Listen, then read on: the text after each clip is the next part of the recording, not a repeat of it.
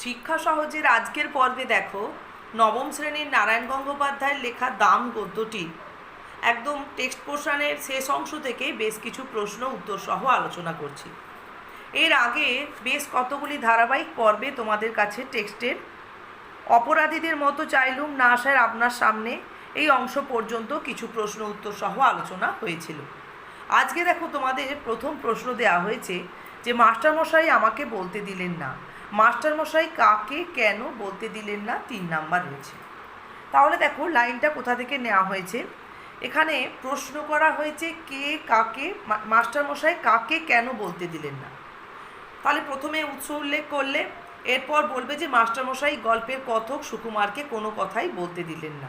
এবার কেন না, সুকুমার বাংলাদেশের এক প্রান্তের এক কলেজে বার্ষিক উৎসবের অতিথি হিসেবে আমন্ত্রিত হন এবং বক্তৃতা প্রদান করেন।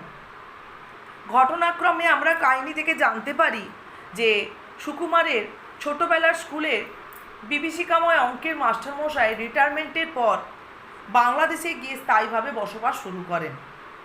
সেখানে তিনি সুকুমারের আগমনের কথা জানতে পেরে উপস্থিত হন এবং সেই কলেজের হলের বাইরে থেকে দাঁড়িয়েই তিনি সুকুমারের বক্তৃতা শ্রবণ করেন। সুকুমারকে ধন্যবাদ জ্ঞাপন না করে তিনি ফিরতে পারেন না। ঘটনাক্রমে সুকুমার সামনে উপনীত হলে সুকুমারের ওপর স্নেহবশত, যেহেতু তার ছোটোবেলাটা এই মাস্টারমশাইয়ের কাছে পড়াশোনা করেছে, বড় হয়েছে, শাসন তর্জন পেয়েছে, সব কিছুর মধ্য দিয়ে কিন্তু মাস্টারমশাই তার ছাত্রকে মনে রেখেছেন স্নেহবশত। এছাড়া মাস্টারমশাই সেই হলের বাইরে দাঁড়িয়ে সুকুমারের বক্তৃতা সুকুমারের কাছে যতই অন্তঃশ্বাস শূন্য ফাঁপা ফানুস হোক না কেন, মাস্টারমশাইয়ের কাছে তা এক অমূল্য পরিগণিত হয়েছিল।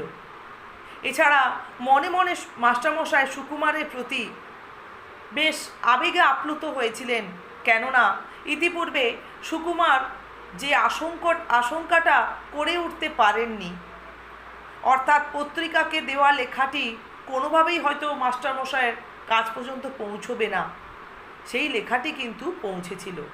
মাস্টারমশাই সেই লেখাটি পেয়ে কোনোভাবে দুঃখ পাননি, বরং নিজেকে ধন্য মনে করেছেন। ছাত্রের সমালোচনা করে হোক বা যেভাবেই হোক, মাস্টারমশাইয়ের স্মৃতি তুলে ধরার মধ্য দিয়ে তিনি মনে করেছিলেন যে তিনি অমর হয়েছেন, যে কারণে সুকুমারের প্রতি এতটাই আবেগে আপ্লুত হয়েছিলেন যে সুকুমারকে আর কোনোভাবেই তার ত্রুটি, দোষ বা অক্ষমতা তুলে ধরার জায়গা মাস্টারমশাই সুকুমারকে দিলেন না। ব্যাস, এটাই গেল এটার উত্তর, এই প্রশ্নের উত্তর। এর পরের প্রশ্ন দেখো 18 দাগের, আমার ছাত্র আমাকে অমর করে দিয়েছে, প্রাসঙ্গিকতা আলোচনা করো। এটাতে 3 নাম্বার রয়েছে, এটা 5 নাম্বার দরকার নেই। তাহলে দেখো লাইনটা রয়েছে এইখানে। তাহলে আমরা এই গদ্য থেকে দেখতে পাই যে সুকুমার কাছে এক পত্রিকা থেকে অনুরোধ এসেছিল তার ছেলেবেলার গল্প শোনানোর জন্য। যেহেতু সেই পত্রিকাটিকে বা পত্রিকার কর্তৃপক্ষকে কোনোভাবেই নামি দামি কবি সাহিত্যিকেরা গুরুত্ব প্রদান করেননি, তাই পত্রিকার তরফ থেকে সুকুমারের কাছে অনুরোধ ছিল অতি অবশ্যই তার লেখাটা দেওয়ার জন্য। সুকুমার তাই বাধ্য হয়ে তার ছোটোবেলার বা তার জীবনের এক বিভীষিকাময় স্মৃতি বা একমাত্র স্মৃতি অঙ্কের মাস্টারমশাইকে নিয়েই লেখাটি লিখে ফেলেছিলেন। তার মনে ধারণা ছিল যে পত্রিকাটি যেহেতু সেরকম কোনো গ্রাহক নেই, তাই লেখাটা হয়তো মাস্টারমশাইয়ের কাছ পর্যন্ত পৌঁছবে না। কিন্তু ঘটনাচক্রে আমরা দেখতে পাই যে বাংলাদেশে রিটায়ারমেন্টের পর স্থায়ীভাবে বসবাস করার সময় মাস্টারমশাই ছেলেই এই লেখাটি পান এবং মাস্টারমশাইয়ের হাতে তুলে দেন। দেখা গেছে মাস্টারমশাই সুকুমারের সেই লেখা, যেটা বলতে অবকাশ থাকে না যে ছাত্রের দ্বারা সমালোচনামূলকই লেখা ছিল, সেই লেখার মধ্যে কিন্তু মাস্টারমশাই গর্ববোধ করেছেন তার ছাত্রের জন্য। যতই তিনি তার ছাত্রদের শাসন পীড়ন করুক না কেন, ছাত্রের এই লেখার মধ্য দিয়ে তিনি মনে করেছিলেন যে তাকে তার স্মরণে যে রেখেছে তার ছাত্র, বা তাকে নিয়ে যে গল্প লিখেছে, এটাই সবচেয়ে বড় কথা। এভাবেই তিনি মনে করেছেন যে তার ছাত্র তাকে অমর করে দিয়েছে। আসলে মাস্টারমশাই ছোটোবেলায় ছাত্রদেরকে শাসন তর্জন পীড়ন যাই করে থাকুক না কেন, কোনো ব্যক্তিগত ক্ষোভ বা আক্ষেপ নিয়ে তিনি করেননি। শুধুমাত্র ছাত্রদের শিক্ষা প্রদানের জন্য বা তাদের দুর্বলতাগুলো কাটিয়ে ওঠানোর জন্যই এটা তিনি করেছিলেন। তাই মাস্টারমশাইয়ের মনের মধ্যে কোনো শাসন তর্জন নিয়ে কোনো দাগই ছিল না, যেটা হয়তো সুকুমারের মনের মধ্যে ছিল। তাই সুকুমারের যেভাবেই হোক মাস্টারমশাইকে নিয়ে লেখাটা এখানে মাস্টারমশাইয়ের কাছে একটা বড় সম্পদ হয়ে দাঁড়িয়েছে। তারপরে প্রশ্ন দেখো 19 নম্বরে, মুহূর্তে আমার জিভ শুকিয়ে গেল। দেখো এখানে লাইনটা একটু বড়ই রয়েছে। মুহূর্তে আমার জিভ শুকিয়ে গেল, লজ্জায় আত্মগ্লানিতে আমার মাটিতে মিশে যেতে ইচ্ছে করলো। বা ধরো এই লাইনটা তোর যে প্রশ্ন দেওয়া হয়েছে, কার কেন এরূপ অবস্থা হয়েছিল, 3 নাম্বার। এটা 3/5 দিয়ে রাখা হোক, কেননা যে নাম্বারের যেমন প্রশ্ন আসবে সেইভাবে তোমাদের উত্তর লিখতে হবে। এর পরের প্রশ্ন দেখো অথবা দিয়ে দেওয়া হয়েছে 19 নম্বরে, একটা কিছু বলতে চেষ্টা করলুম কিন্তু মুখে কথা ফুটল না, কার কেন এরূপ অবস্থা হয়েছিল। তাহলে এই দুটো প্রশ্নের উত্তর কিন্তু হুবহু একই, এবং লাইন দুটো দেখো একই জায়গায় রয়েছে পরপর।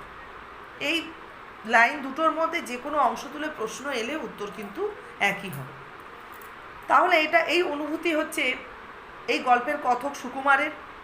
তাহলে সুকুমার পত্রিকার অনুরোধে বাধ্য হয়েছিলেন তার ছেলেবেলার গল্প শোনানোর জন্য, এবং ছেলেবেলার স্মৃতিতে যেহেতু বিভীষিকাময় অঙ্কের মাস্টারমশাই ছাড়া আর কারোরই সেরকম কোনো অস্তিত্ব ছিল না বলে সুকুমার কল্পনার প্রলেপ কিছু মিশিয়ে বা কিছু ভাবে সংযোজনের মাধ্যমে সেই গল্পের মাস্টারমশাইকে নিয়েই লেখাটা পত্রিকার কর্তৃপক্ষকে দিয়েছিলেন। তা এই লেখাটি লেখার সময় সুকুমারের মনে ধারণা জেগেছিল যে পত্রিকাটির যেহেতু বিশেষ গ্রাহক নেই, তা মাস্টারমশাইয়ের কাছে লেখা কখনোই পৌঁছবে না। সেই ধারণার বশবর্তী হয়ে লেখাটা বলা চলে নিঃসন্দেহে সমালোচনামূলকই হয়েছিল। তা সেখানে সুকুমার তার মনের মধ্যে যা যা বিষয় পুঞ্জীভূত হয়েছিল ওই বিভীষিকাময় অঙ্কের মাস্টারমশাইকে নিয়ে সবটাই উজাড় করে দিয়েছিলেন। কিন্তু দেখা গেছে কাহিনীতে আমরা দেখি যে ঘটনার পর্যায়ক্রমে সুকুমার বাংলাদেশে বক্তৃতা দিতে গিয়ে বাংলাদেশের এক প্রান্তের কলেজে অতিথি হয়ে বক্তৃতা দেওয়ার পরে যখন অঙ্কের মাস্টারমশাই, সেই বিভীষিকাময় মাস্টারমশাই যিনি কিনা বাংলাদেশে রিটায়ারমেন্টের পর স্থায়ীভাবে বসবাস করতে শুরু করেছেন, তিনি সুকুমারকে ডেকে পাঠান। সুকুমার মাস্টারমশাইয়ের কণ্ঠস্বর শুনে দীর্ঘদিন পর তার মনের মধ্যে লুকিয়ে থাকা ভয়ের অনুভূতিটা জাগ্রত হয়ে ওঠে। যে আহ্বানে সুকুমারের অনেক সময় বা অনেকবারই ছেলেবেলায় রক্ত হিম হয়ে গিয়েছিল, শরীরের মধ্যে রক্ত হিম হয়েছিল, সেই ভয় বা ভীতির অনুভূতিটা হঠাৎ করে যেন সেই বয়সে সেই পরিস্থিতিতে সুকুমারের মনের মধ্যে জেগে উঠেছিল। এরপর মাস্টারমশাই সুকুমারকে প্রাণ খুলে মন খুলে আশীর্বাদ এবং সুকুমারের বক্তৃতার প্রশংসা করায় সুকুমার খুশি হতে পারছিলেন না। কেননা একজন বুদ্ধিদীপ্ত মাস্টারমশাইয়ের কাছে অন্তঃশ্বাস শূন্য সুকুমারের বক্তৃতা যে একেবারে গুরুত্বহীন, এটা সুকুমার অনুভব করেছিলেন। তা এরপরে দেখা যায় ঘটনাক্রমে যখন মাস্টারমশাই সুকুমারের প্রতি আবেগে আপ্লুত হয়ে তিনি যে ইতিপূর্বে তার লেখা পত্রিকার তাকে নিয়ে মানে মাস্টারমশাইকে নিয়ে লেখাটি পেয়েছেন এবং তার জন্য তিনি যা অনুভব করেছেন সেটি তিনি সুকুমারের কাছে ব্যক্ত করেছেন ঠিকই, কিন্তু সুকুমার ইতিপূর্বে প্রথমে চমকে ছিলেন মাস্টারমশাইকে দেখে, পরে মাস্টারমশাইয়ের কণ্ঠস্বর শুনে মনের মধ্যে ভয়ের কঙ্কালটা জেগে উঠেছিল ঠিকই। যেই মুহূর্তে মাস্টারমশাইয়ের মুখ থেকে ওই পত্রিকার লেখাটির খবর সুকুমার শুনলেন, তখন নিজেকে আর নিজের মধ্যে সংযত করে বা নিজের মধ্যে যেন নিজের অস্তিত্বটা বজায় রেখে মাস্টারমশাইয়ের সামনে দাঁড়ানোর ক্ষমতা হারিয়ে ফেলছিলেন, যে কারণেই সুকুমারের এই অনুভূতি। এক প্রবল অপরাধ বোধ এর আগেও কাজ করেছিল মাস্টারমশাইয়ের সুকুমারের বক্তৃতার প্রশংসা করায়, কিন্তু সেই অপরাধ বোধ আরও প্রবল হয়ে উঠল যখন মাস্টারমশাইয়ের কাছ থেকে সেই পত্রিকার লেখাটি বিষয় সুকুমার অবগত হলেন। যে বিপদের আশঙ্কা সুকুমার মনেও ভাবতে পারেননি, সেই বিপদই যে সংঘটিত হয়েছে, সুকুমারের সমালোচনামূলক লেখাটি যে মাস্টারমশাইয়ের হাতে গিয়ে পৌঁছেছে, সেই অপরাধ বোধ আরও প্রবল হয়ে উঠল। বা যে অপরাধ বোধ ইতিপূর্বে সুকুমারের মধ্যে জেগেছিল, সেই অপরাধ বোধ যেন এখন তার মধ্যে একটা অন্য মাত্রা লাভ করেছিল, যে কারণে সুকুমারের মনে এই ধরনের বা সুকুমারের একটা শারীরিক অস্বস্তি বোধ হচ্ছিল এবং আত্মগ্লানি আর লজ্জাতে সে কোনোভাবেই মাস্টারমশাইয়ের সামনে নিজেকে ধরে রাখতে পারছিল না। তাহলে দেখছো এর উত্তরটা কিন্তু বেশ অনেকটাই আমাদের পরিসর নিয়ে বলতে হবে। এরপরে দেখো 20 দাগে প্রশ্নে রয়েছে মাস্টারমশাইয়ের গলা ধরে এসেছিল, মাস্টারমশাইয়ের এরূপ অবস্থার পেছনে কারণ কী? এর সঙ্গে অথবা দিয়ে দেওয়া হয়েছে যে আর বলতে পারলেন না, কে কেন আর বলতে পারলেন না। এটা 3 নাম্বার 5 নাম্বার যে কোনো প্রশ্নই হতে পারে। তাই এখানে দেখো এই লাইনটা রয়েছে মাস্টারমশাই গলা ধরে এসেছিল আর বলতে পারলেন না। তাহলে মাস্টারমশাই যখন সুকুমারের সঙ্গে দেখা করলেন ওই বাংলাদেশের কলেজে বক্তৃতা দেওয়ার পরে, সুকুমারকে যখন হলের বাইরে ডেকে পাঠালেন, তখন মাস্টারমশাই সামনে যখন সুকুমার এই গল্পের কথক সুকুমার দাঁড়িয়েছিলেন, তখন কিন্তু মাস্টারমশাইয়ের কাছে সমস্ত রকম অনুভূত হয়ে গেছে সুকুমারকে নিয়ে। কীরকম না, মাস্টারমশাই তখন সুকুমারকে তার ছাত্র হিসেবে পূর্বেও যেভাবে স্নেহ করেছেন, বর্তমানে অর্থাৎ যখন সুকুমার কলেজে পড়ান এবং তিনি কলেজে বক্তৃতা দিলেন একটি সভায়, এ অবস্থাতেও এসে তিনি সমপরিমাণ তার প্রতি ছাত্র হিসেবে স্নেহ মায়া মমতা প্রদর্শন করছেন। এছাড়া মাস্টারমশাই মনের মধ্যে সুকুমারের প্রতি একটি আরও বেশি যে গর্ববোধ জেগেছে সুকুমারের বক্তৃতা সামনে থেকে শোনার পরে। এরপর মাস্টারমশাই মনে মনে তো সুকুমারের প্রতি আবেগে আপ্লুত হয়েছিলেন সুকুমারের পত্রিকায় মাস্টারমশাইকে নিয়ে লেখাটি দেখে। সেটি সুকুমারের কাছে যতই সমালোচনামূলক হোক না কেন, মাস্টারমশাইয়ের কাছে ছিল সেটি একটি বড় বিষয়, বড় গর্বের বিষয়, যে লেখার মাধ্যমে মাস্টারমশাই মনে করেছেন যে একজন ছাত্র মাস্টারমশাইকে অমর করে দিয়েছেন, বা যে লেখা তিনি সব সময়ের জন্য সঙ্গে করে রাখেন। তার ছেলে এমনকি আশেপাশের মানুষজন মাস্টারমশাইকে সেই লেখা নিয়ে কটু মন্তব্য করলেও তিনি সেই মন্তব্যের মধ্যেও কোনো কটূক্তি খুঁজে পান না।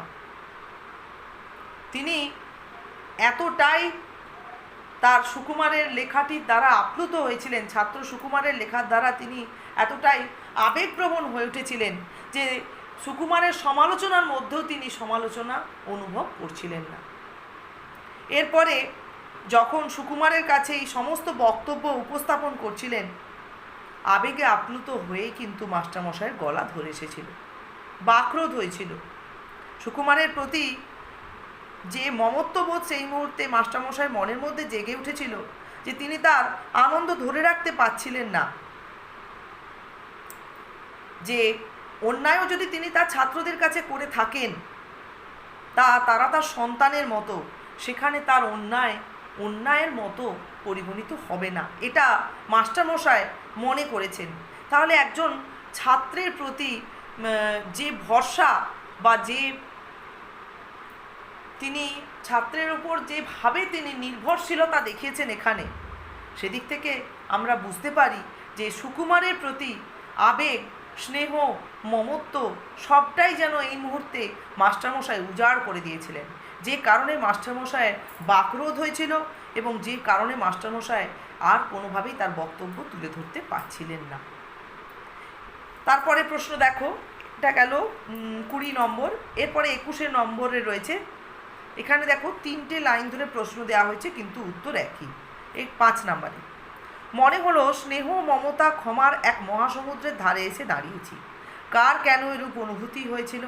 অথবাদি বলা হচ্ছে, আমি তাকে 10 টাকায় বিক্রি করেছিলুম। বক্তার এই মন্তব্যের পেছনে কোন অনুভূতি কাজ করেছে? অথবা দিয়ে দেওয়া হয়েছে, এ অপরাধ আমি বইব কী করে, এ লজ্জা আমি কোথায় রাখব? কার কেন এরূপ অনুভূতি হয়েছিল?